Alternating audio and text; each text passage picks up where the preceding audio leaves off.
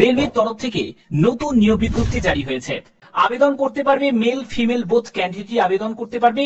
Total যে শূন্যপদ সেটা হলো 2162। টোটাল শূন্যপদে এই নিয়োগটি করা হচ্ছে, যেখানে তুমি যে কোনো রাজ্য থেকে হোক, যে কোনো জেলা থেকে হোক, তোমরা আবেদন করতে পারবে।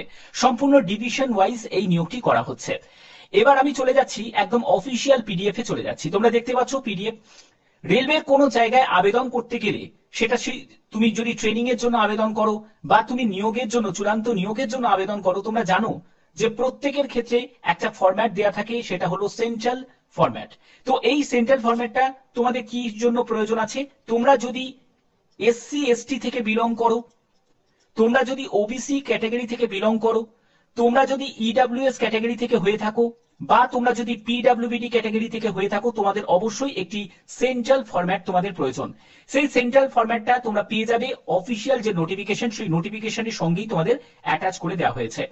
এই যে নিয়োগটি করা হচ্ছে সেটা আরআরসির তরফ থেকে, অর্থাৎ রেলওয়ে রিক্রুটমেন্ট সেলের তরফ থেকে। এখানে দেখো তোমাদের আরআরসির তরফ থেকে এই নিয়োগটি তোমাদের করা হচ্ছে। এবং পরবর্তী তোমাদের যারা যারা আবেদন করবে তাদের অবশ্যই কিন্তু কিছু ব্যাপার কিন্তু খেয়াল রাখতে হবে। এখানে কোনো রকম রিটিন এক্সাম হবে না, কোনো রকম তোমাদের ইন্টারভিউ হচ্ছে না, যা হবে তোমাদের একাডেমিক স্কোরের বিচারেই কিন্তু এই নিয়োগটি করা হচ্ছে। এবং তো যদি কোনো জায়গায় যদি ভুল ভ্রান্তি হয় তাহলে কিন্তু সেটা রিজেক্ট করে দেওয়া হবে। তোমাদের এখানে পরবর্তী যেটি বলা হয়েছে যে তোমাদের যদি কোনো আবেদন করতে গিয়ে কোনো অসুবিধা হয়, কারণ এখানে আবেদন করতে হবে সম্পূর্ণ অনলাইন মোডে, যদি আবেদন করতে গিয়ে কোনো রকম প্রবলেম যদি হয়, এখানে একটা হেল্পলাইন নাম্বার আছে। কোথায় পাবে? সেটা তোমরা অফিসিয়াল ওয়েবসাইট থেকেই পেয়ে যাবে। কবে থেকে পেয়ে যাবে? 3রা অক্টোবর 2025 থেকে, অর্থাৎ তোমাদের আবেদন শুরু হচ্ছে 3রা অক্টোবর থেকে।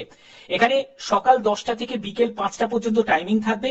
3রা অক্টোবর থেকে তোমরা সেই পোর্টালে ভিজিট করবে, সেখান থেকেই তোমরা হেল্প ডেস্কে যে নাম্বারটা পাবে সেখানে তোমরা যোগাযোগ করে নিতে পারো যদি তোমাদের কোনো কোয়ারিজ থাকে।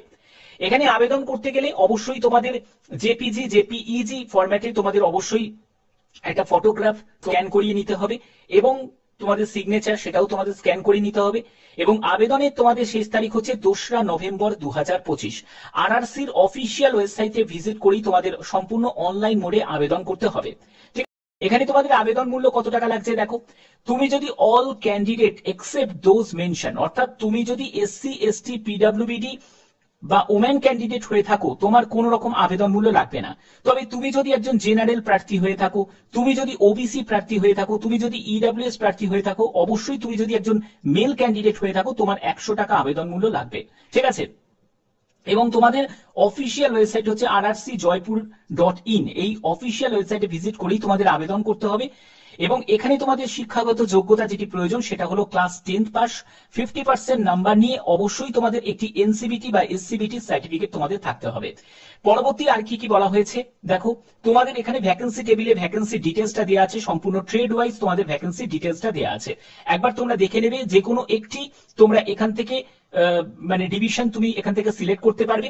এবং এখানে তোমাদের বলে রাখি টোটাল যে শূন্যপদ আছে সেটা 2162। ওকে, আচ্ছা, বা ইউনিট তোমাকে এখান থেকে সিলেক্ট করতে হবে, যে কোনো একটি তুমি সিলেক্ট করতে পারবে। এছাড়া দেখো তোমাদের এখানে তোমাদের 26শে সেপ্টেম্বরে এই নোটিফিকেশনটা রিলিজ হয়েছে। 3রা অক্টোবর থেকে 2রা নভেম্বর পর্যন্ত আবেদন করতে পারবে। এই যে নিয়োগটি, এটা হলো নর্থ ওয়েস্টার্ন রেলওয়ের তরফ থেকে বিজ্ঞপ্তি জারি হয়েছে অ্যাপ্রেন্টিসশিপের জন্য। ঠিক আছে? যারা অ্যাপ্রেন্টিসশিপ ট্রেনিং নিতে চাও তাদের জন্য কিন্তু এই সুযোগটা দেওয়া হয়েছে। এবং এখানে তোমাদের যে সিলেকশন করা হবে সেটা হলো তোমাদের 10th এর মার্কস এবং আইটিআই, এনসিবিটি থেকে যারা যারা আইটিআই করেছো, তো তাদের দুটোকে কম্বাইন করে কিন্তু তোমাদের ফাইনাল মেরিট প্রিপেয়ার্ড হবে। ওকে, এবার তোমাদের অনেকের প্রশ্ন জাগতে পারে যে স্যার অ্যাপ্রেন্টিসশিপ করে আমাদের সুযোগটা কি আছে। দেখো, প্রথমে আরেকটা ব্যাপার তোমাদের বলে দিই, সেটা হলো অ্যাপ্রেন্টিসশিপে একটা তোমাদের স্টাইপিনের ব্যাপার থাকে। তোমরা জানো একটা সেন্ট্রাল গভর্নমেন্টের তরফ থেকে তোমাদের এই ট্রেনিংটা প্রোভাইড করছে, তো অবশ্যই তোমাদের এই অ্যাক্ট অনুযায়ী তোমাদের স্টাইপিন থাকবে। এবার তোমাদের মেন ব্যাপার হচ্ছে যে বেনিফিটটা কি থাকবে। দেখো, বেনিফিটের ব্যাপারটা তোমাদের বলে দিই। তোমরা পরবর্তী সময় যখন আরআরবি গ্রুপ ডি যখন কোনো নোটিফিকেশন বেরোবে, তোমাদের এই অ্যাপ্রেন্টিসশিপ ট্রেনিং করা থাকলে তোমাদের প্রথমত পিইটি এক্সাম দিতে হবে না। মানে পিইটি থেকে তোমাদের ছাড় আছে যদি তোমার অ্যাপ্রেন্টিসশিপ করা থাকে।